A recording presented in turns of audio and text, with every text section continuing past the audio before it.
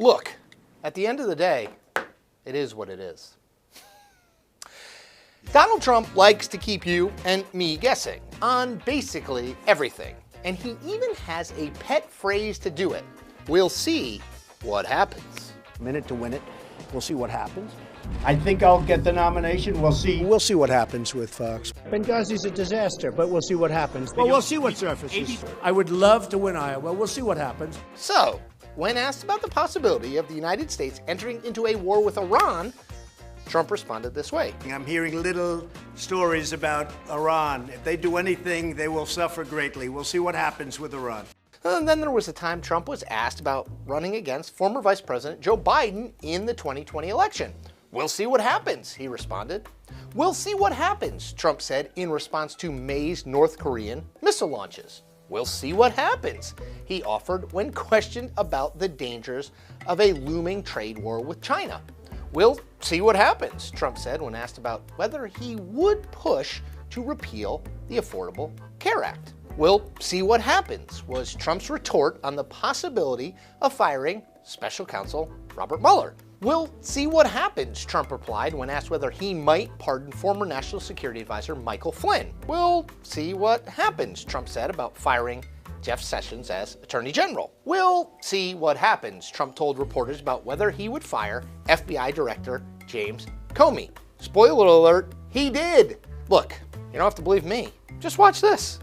So we'll see what happens. We'll see. And we'll see how it works out. No, we'll see. I mean, we have. He's a very fine man, but we're gonna make a decision sometime tonight. We'll see what happens with Mr. Bannon. If they'd like, we'll see if we can get that pipeline built. So we'll see what happens. Why, oh why, does Trump use this particular turn of phrase so much? Well, in his defense, all presidents do lean on a few rhetorical crutches. Barack Obama had, "Let me be clear," and "Make no mistake."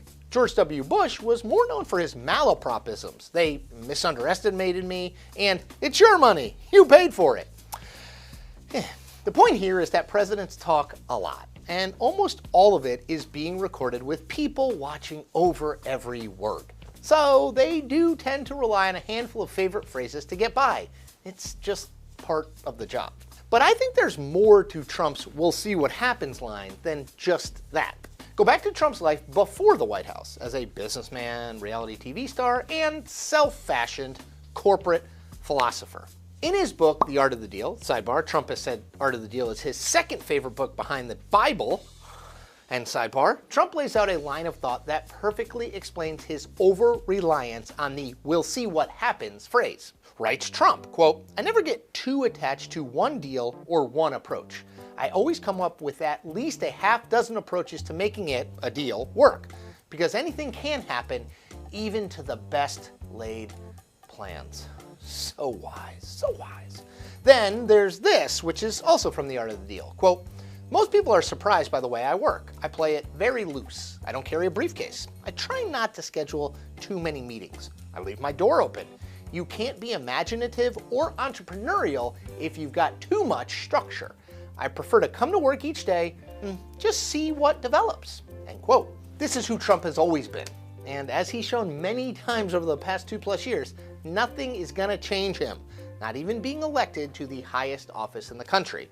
He is not now, nor has he ever been, someone with any sort of set ideas about, well, anything. It's why his positions on core issues, abortion, gay marriage, and a slew of other issues, have changed and oftentimes reversed so often.